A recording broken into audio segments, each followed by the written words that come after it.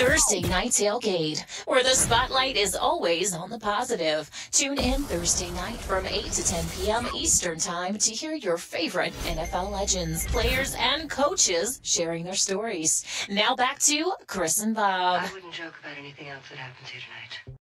All right, now back with us on the Kyvan Foods guest line, and making his 8th appearance with us on the show is former University of Georgia, Pittsburgh Steelers, and Chicago Bears running back and TNT Hall of Famer Tim Worley. Let me give you some background on Tim. He's from Lumberton, North Carolina. At Lumberton High School, he was recognized as a Parade Magazine All-American. Tim also ran track in high school, and as a senior, he won the state title in both the 100 and 200-meter dash. Played his college ball, like I said, at the University of Georgia, where in 1988 he was named a first-team All-American and the SEC Offensive Player of the Year.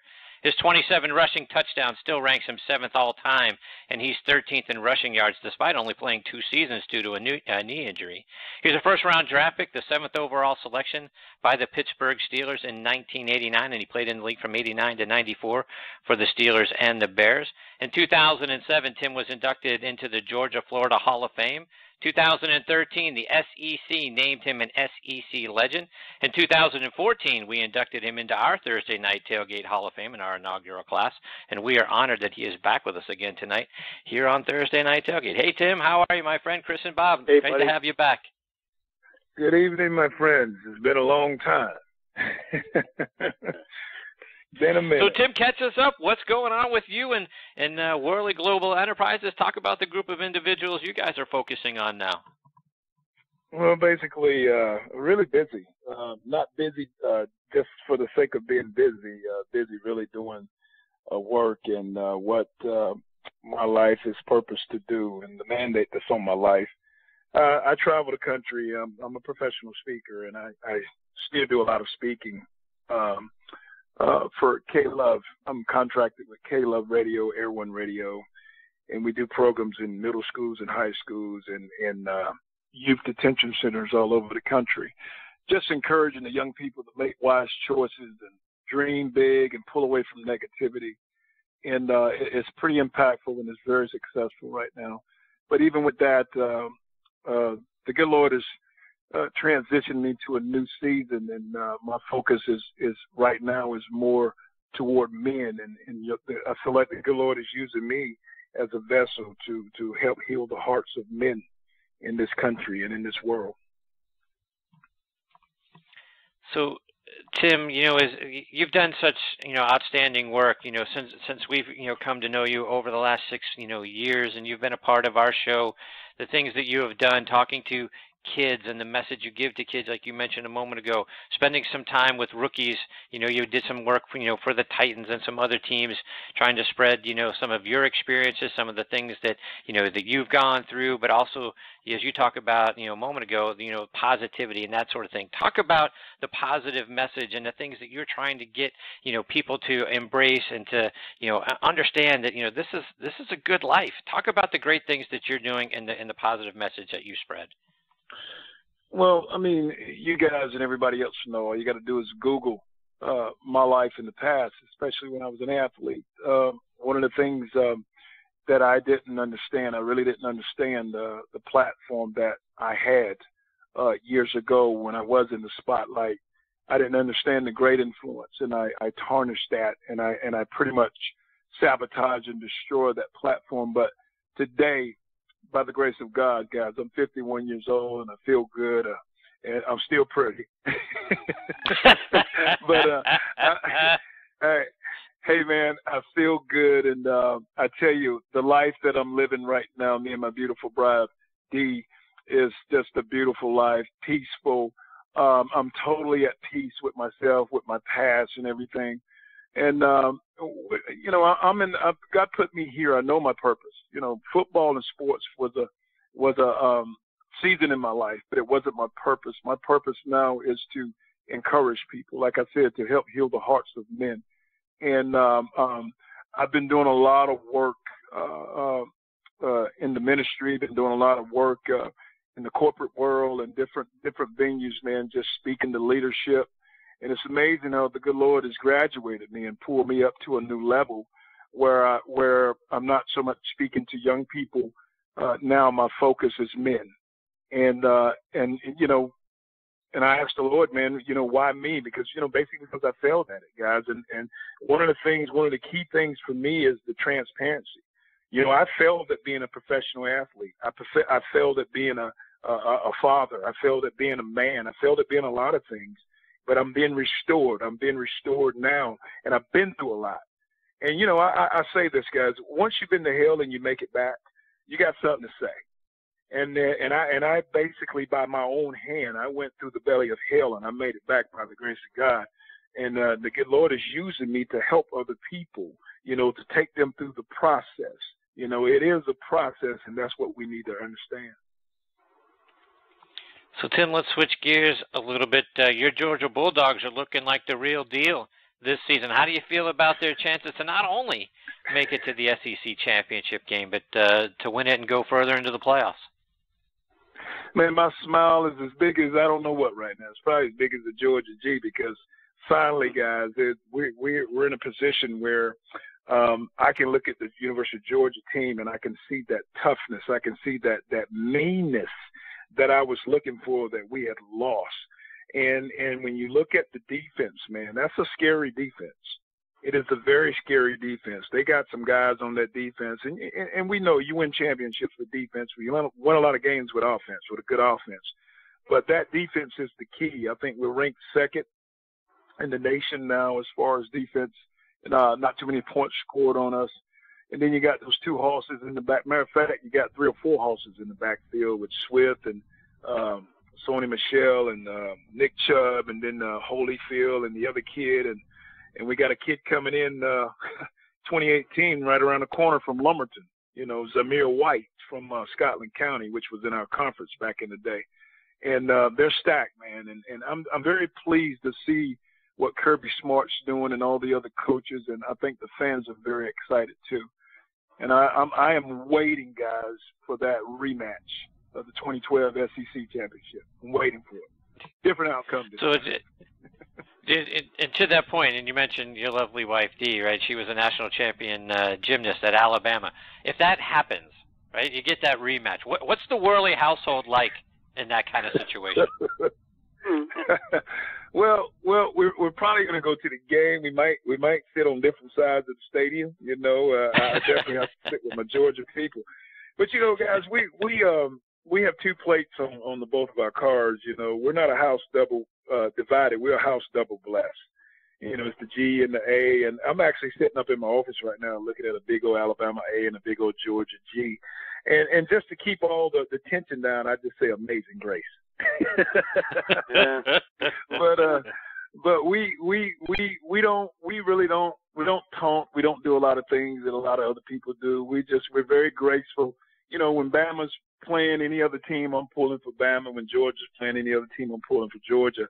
But when they're playing each other, of course, you guys, you know that scenario right there.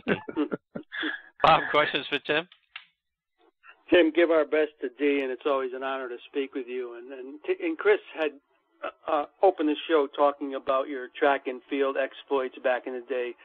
Tim, and I know it was a different era back then. Now it seems coaches among different sports are very protective about their investments. But did you ever take any guff, Tim, out of running track? I mean, were the coaches concerned on either side of the sports spectrum there? Are you speaking from high school or from a college standpoint? Probably both, Tim. Okay. Well, one of the things that I always understood, and even today, and this is what I try to tell the young people today. Okay, you see young people get into athletes. They focus on one sport, and I believe that's a hindrance. I believe that's the reason you see more injuries today, and kids that they're not able to last as long because they're not physically competing year-round. One of the things I did, I played 4 sports. You know, I finally gave up baseball my freshman year in high school. I still regret that. But I kept myself competing year-round. So I started in the fall, in the summer, and I competed all the way back round to the summer, started back up in the fall. And for me, track and field was an asset. Track and field was the key for me developing my speed and my style that I had. It helped me in football, and that's what I try to tell the athletes today that I work with, especially the high school athletes. I mean, run track. If you're running back, you're a wide receiver, defensive back, whatever, run track, man. It's going to help you with your speed. And I had some great coaches that helped me. One of my high school coaches was Ruffin McNeil that used to coach East Carolina. He was my track coach, and he taught me a whole lot. And but in college, I got to admit, I wasn't encouraged to run track. I wanted to, and I regret doing that. But Coach Dooley, he wanted me to focus on football. And I got to admit, he was right about that, because when I went over in spring practice, it helped me develop my game a little bit better. Yeah.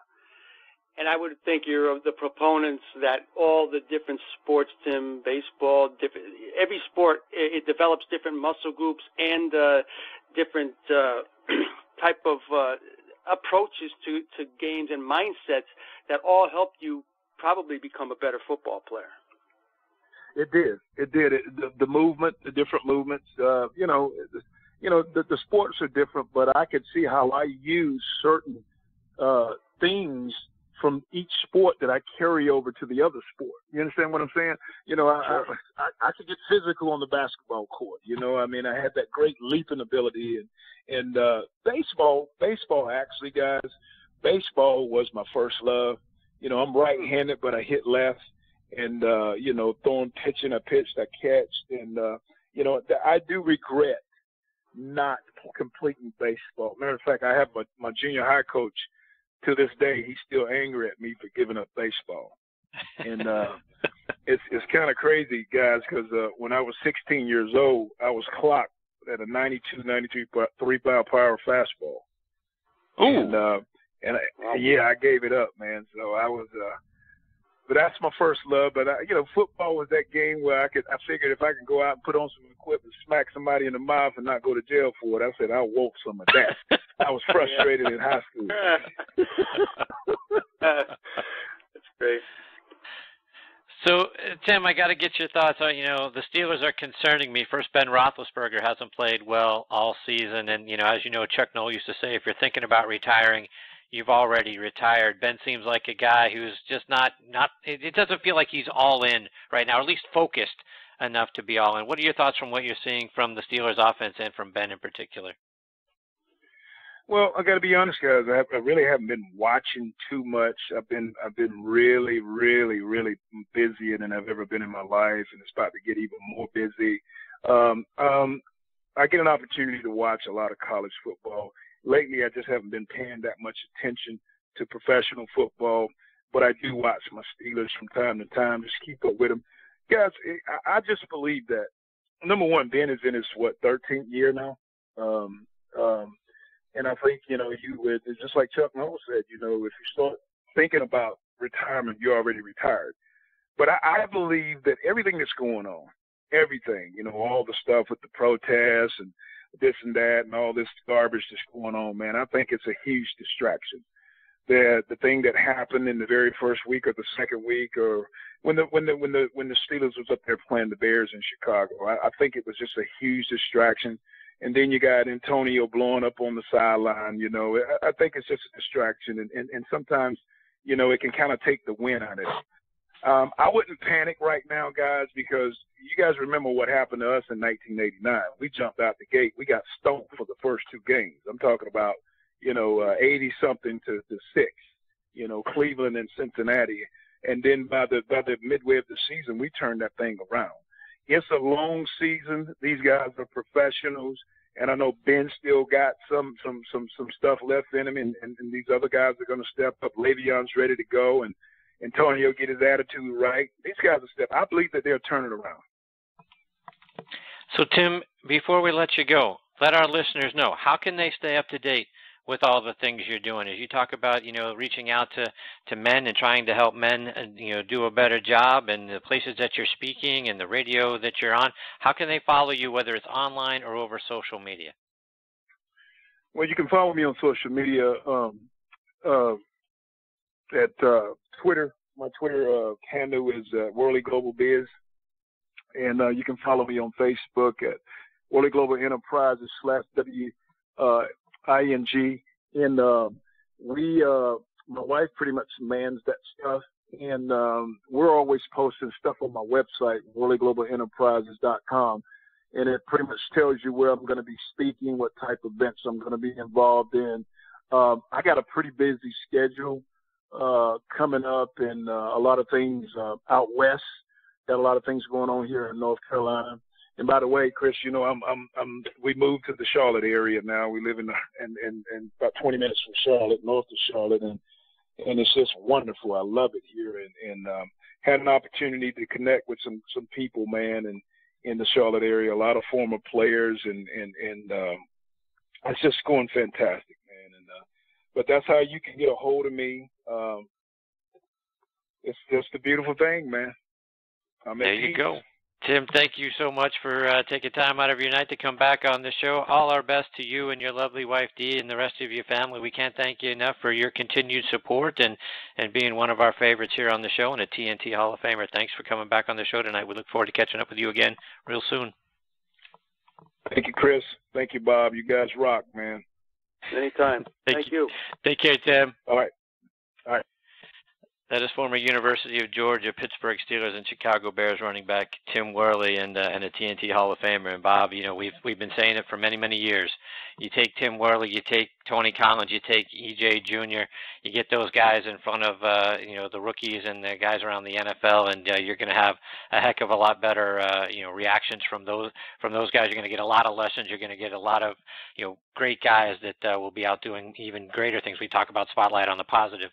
Get those three guys in front of the rookies, and you're going to have a lot more stories for the Spotlight on the Positive, because those three guys are all outstanding. Tim and his wife, Dee, are fantastic.